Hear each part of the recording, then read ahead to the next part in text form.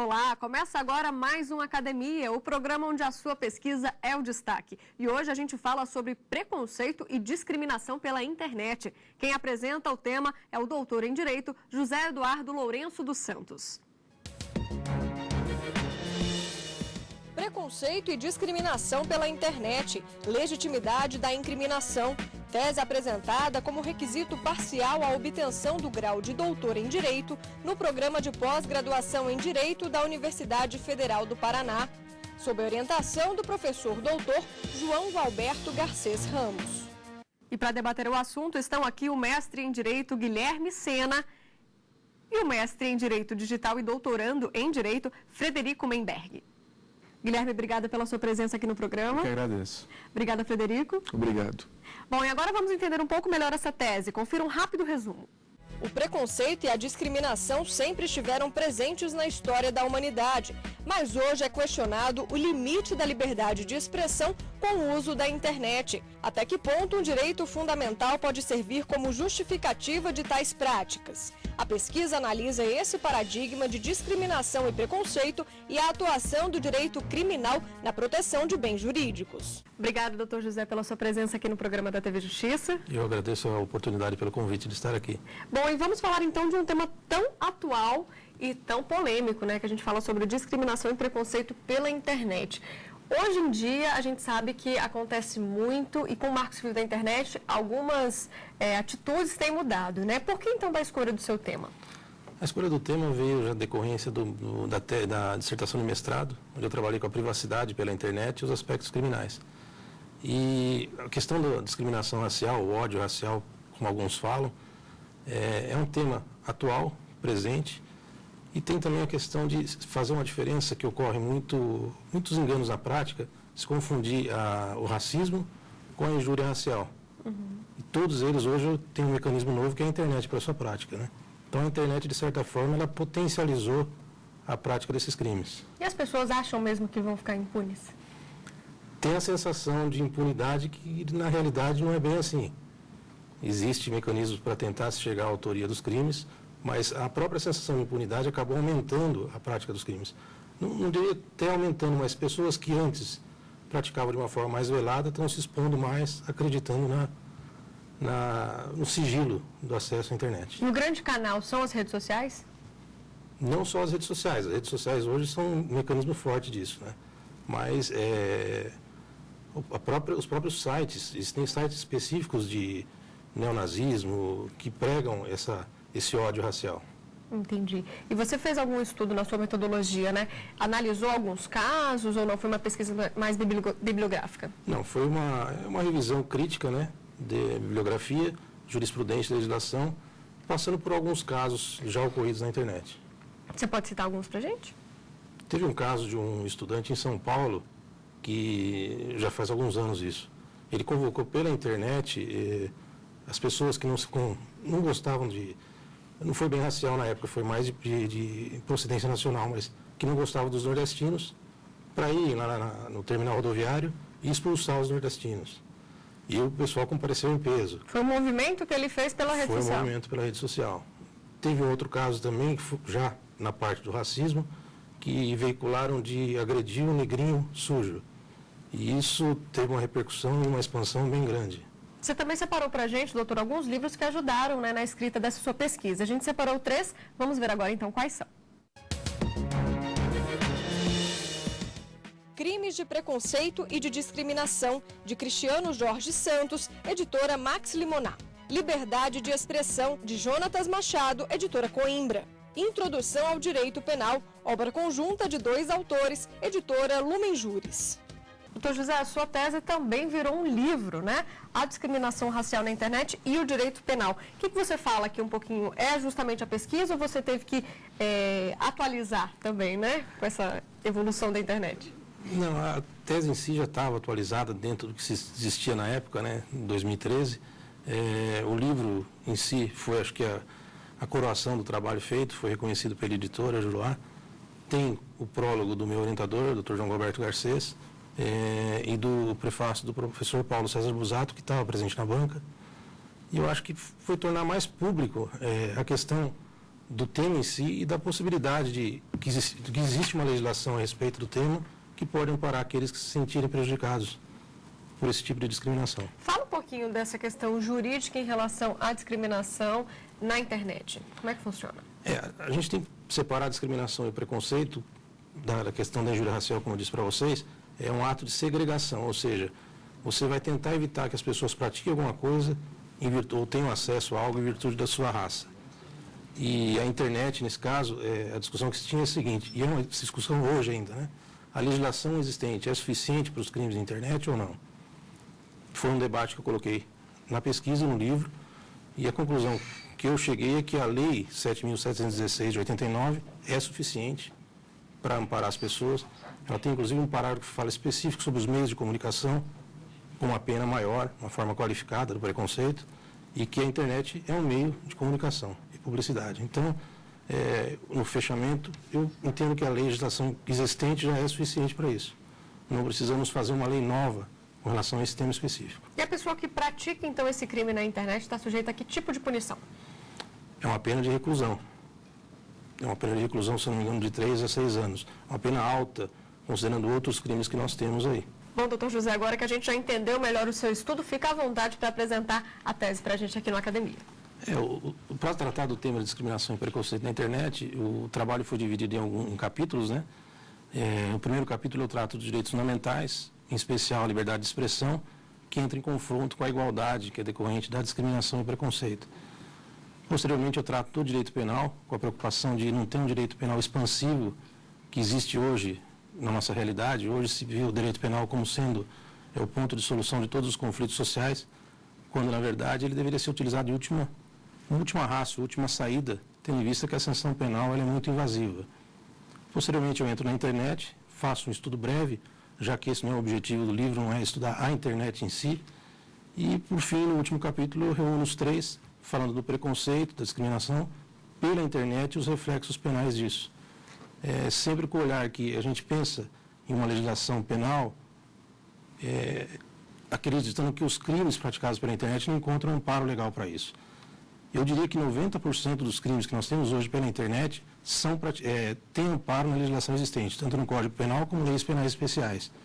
Então, algumas condutas novas, talvez, como a classificação dos crimes virtuais puros, né? Ou crimes virtuais mistos, que tem a internet e os softwares como objeto de ataque, ou a internet é um meio necessário para a sua prática, não tem como ser praticado de outra forma, a exemplo do desvio de contas bancárias, esse sim talvez tenha uma alteração legislativa, mas sempre com o cuidado de ter um direito penal mínimo. Tá certo, doutor José, muito obrigada pelas suas explicações. Te peço agora então um minutinho, a gente vai para um rápido intervalo. No próximo bloco vamos debater a tese de hoje aqui no Academia. Estamos de volta e hoje a gente fala sobre o preconceito e a discriminação na internet. O estudo é do doutor em Direito José Eduardo Lourenço dos Santos e a gente vai agora para o debate. Começando com quem? Frederico, pode ser você? Pode. Vamos lá. Parabéns inicialmente, José Eduardo, pela tese. E a pergunta que eu tenho para você é a seguinte: como compatibilizar liberdade de expressão com criminalização de condutas praticadas por meio da internet? Nos Estados Unidos da América, a ideia de liberdade de expressão é totalmente diferente da liberdade de expressão que a gente tem aqui no Brasil. Como compatibilizar essas duas coisas? Veja bem, a questão, os Estados Unidos preserva muito a liberdade de expressão. E isso tem mudado um pouco nos últimos anos, né? Até em decorrência do terrorismo. Mas lá a liberdade de expressão estava acima de tudo, salvo alguns casos que eles chamavam de perigo presente imediato, onde era permitido ao Estado segurar essa manifestação de liberdade. A questão é que o direito penal é uma das formas de controle social também. E como forma de controle social, ele defende direitos fundamentais. No caso da discriminação e do preconceito, eu tenho o direito à igualdade entre as pessoas. Então eu tenho um conflito entre a liberdade de expressão e a igualdade. E aí, como é direito fundamental versus direito fundamental, é possível ser feita uma legislação penal que não seja invasiva demais, mas que preserve de ataques mais graves. Guilherme, por gentileza. A minha pergunta talvez seja direcionada para o conflito entre dois outros direitos fundamentais. No caso, a dignidade da pessoa, que entra para a proteção das vítimas de crimes raciais, e a privacidade do usuário comum, digamos assim, na internet.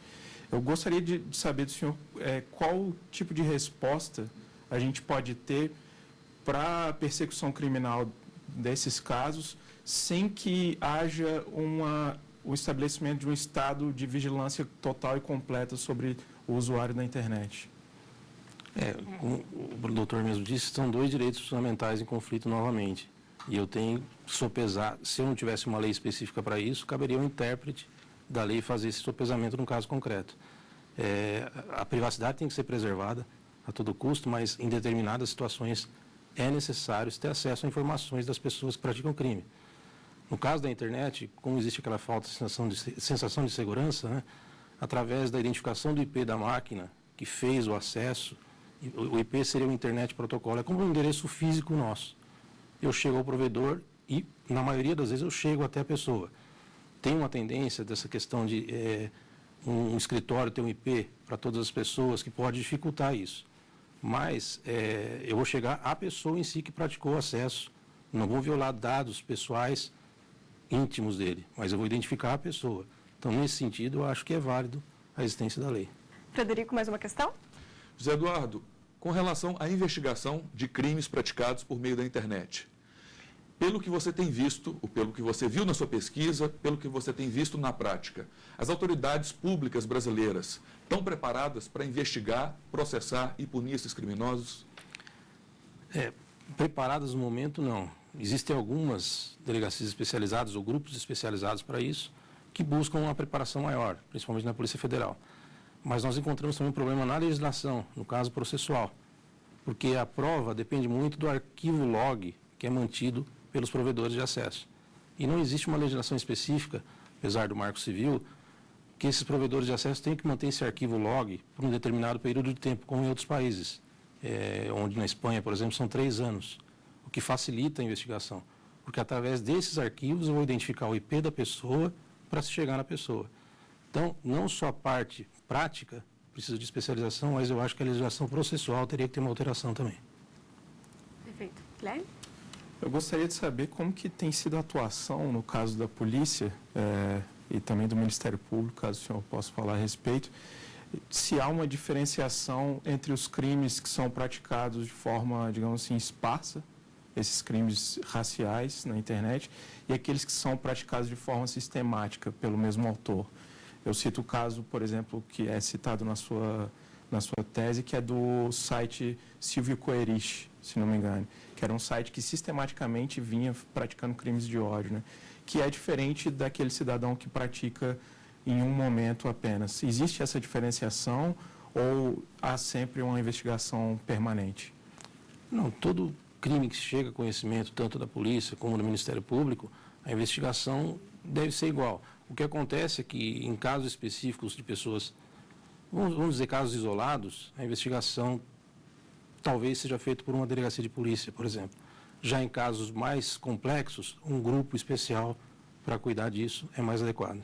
O que acontece na prática quando a gente fala de determinados crimes, sites dedicados à criminalidade, redes sociais, ou muitas vezes perfis dedicados à criminalidade? Uma coisa que nós temos visto muito na prática, eu falo como Ministério Público, são sites muitas vezes dedicados à violação de propriedade intelectual, mas quando se começa a investigação, se vê na verdade que há uma ramificação muito grande disso, para comércio de drogas, comércio de fotos pornográficas infantis e adolescentes. Então, quando a gente fala de investigação na internet, o que muitas vezes aparenta ser simplesmente uma violação de propriedade intelectual, na prática é uma gama de crimes enorme. Se me permite, só completando, existe uma troca de informações entre os diversos grupos que atuam no crime da internet, troca até de informações pessoais. E realmente, por trás de alguns crimes mais simples, o tráfico de drogas, o crime organizado, o acesso a informações pessoais e a venda e negociação de informações pessoais também está por aí. E não existe aí uma preocupação também com a proteção dos dados pessoais do usuário? Existe uma tentativa de proteger os dados pessoais do usuário comum contra, talvez, o mau uso do acesso a esses dados? É uma questão, talvez, até de interesse político, né? Essa lei que os provedores deveriam manter esses arquivos não foi aprovada até hoje porque os provedores não querem ter isso. Até se sabe que eles mantêm esses arquivos. Só que eles não dão acesso para os órgãos públicos de investigação. Então, novamente, nós vamos estar em colisão de direitos fundamentais, a privacidade.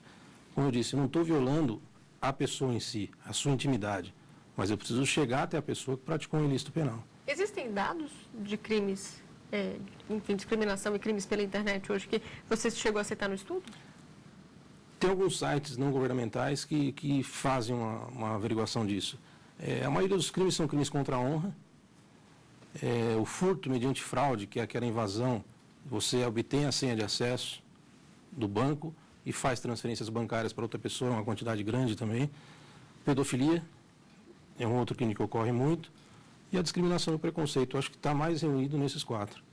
Quando se fala de dados no Brasil, o que chama a atenção é o seguinte, quando se trata de crimes como, por exemplo, neonazismo, pornografia infantil, nós temos dados, normalmente de ONGs, dados de que aquele tipo de crime está na internet. Por outro lado, nós temos uma cifra oculta. A cifra oculta é quando se trata de criminalidade contra cartões de crédito, bancos e etc. Porque as próprias vítimas têm interesse em não divulgar esses dados. Então, nós temos uma cifra aparente e uma cifra oculta. Então, a verdadeira criminalidade hoje na internet, praticada por brasileiros ou como vítima brasileiros, nós não sabemos ao certo. Só completando, a cifra oculta são os crimes que não chegam ao conhecimento dos órgãos públicos, né? E as próprias instituições financeiras não têm interesse que o correntista exponha o banco, porque está expondo o quê? Que aquele banco é frágil, tem alguma fragilidade. Então, na prática, a maioria dos casos, o banco acaba ressarcindo a vítima, justamente para não expor a fragilidade da instituição financeira. Para não ficar com aquela imagem negativa. Sim, e o consumidor, né, não quer arriscar os dados ali. Guilherme? Eu repiso na questão da proteção de dados pessoais, que é uma lacuna na legislação brasileira atual, né? Inclusive, há agora a tentativa de aprovar um projeto de lei que trate da proteção de dados, e sempre com aquela distinção entre dados individuais, dados pessoais, dados íntimos, etc., e dados cadastrais também, né? E eu pergunto, do ponto de vista da investigação, se o mero acesso a dados cadastrais é suficiente para a investigação, ou se é preciso entrar mais a fundo na intimidade, na privacidade do usuário, com acesso a dados pessoais. Em grande parte dos casos, os dados cadastrais são suficientes. O problema é se a pessoa fez um cadastro com dados falsos. Aí eu vou ter uma dificuldade de chegar à pessoa que praticou aquela ação ilícita. Os perfis falsos, por exemplo, no Facebook, isso seria um exemplo? Seria um exemplo, mas também através do IP da pessoa que criou o perfil, é possível tentar se chegar a ele. Então, a sensação de segurança de quem pratica o crime não é tão grande assim. Porque, na verdade, você tem como rastrear todas essas pistas, tem. né? Diferentemente de uma injúria racial, de um crime de discriminação, que você acontece no meio da rua, às vezes, enfim, não chega ao conhecimento. Sim. Não sabe quem praticou. Agora, na internet, não. Na internet, o suspeito deixa as pistas, então. Ele deixa o rastro que dá para ser seguido. Mas sempre com aquela ressalva, que hoje os IPs têm IPs comuns de escritórios, de empresas, de órgãos governamentais, e é usado por várias pessoas. Se não tiver um controle, talvez, interno, eu não vou conseguir chegar à pessoa. Perfeito. Temos tempo para mais uma pergunta? Eu acho, até fazendo um link aqui com o que foi dito, eu acho que a grande mudança que vai acontecer no Brasil é a questão, a aprovação dessa lei de proteção dos dados pessoais. Porque da situação que está hoje, as brechas que existem legais hoje, tem a ver com a não existência dessa lei de proteção dos dados pessoais. Queria saber do autor se ele entende também que essa lei virá a ajudar nessa proteção dos dados pessoais dos usuários brasileiros. Eu acho que, sem sombra de dúvida, que é uma lei que vai ajudar bastante. Talvez o ideal fosse até permitir na própria lei que o acesso a esses dados fosse mais rápido pelos órgãos de investigação, tanto a polícia quanto o Ministério Público.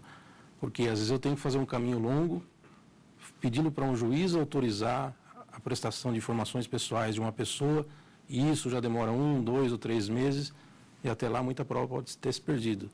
E tem países que a polícia, o Ministério Público, tem acesso imediato a esses dados. É o ideal. É o ideal. Perfeito. Bom, doutor José, infelizmente nosso tempo chega ao fim. Eu agradeço sua presença aqui na academia. Obrigada pelas explicações. E eu que agradeço o convite. Foi uma honra estar presente aqui com 2 debatedores que conhecem do tema, que mostraram isso. Verdade. Agradeço também os debatedores. Obrigada, Guilherme. Eu que agradeço. Obrigada, Frederico. Obrigado. E você também pode ter sua tese ou dissertação apresentada aqui no programa. Mande um e-mail para a gente, academia@stf.jus.br. Para rever o Academia desta semana, basta acessar o endereço que vai aparecer aí na sua tela, tvjustiça.jus.br. Obrigada pela companhia e até semana que vem.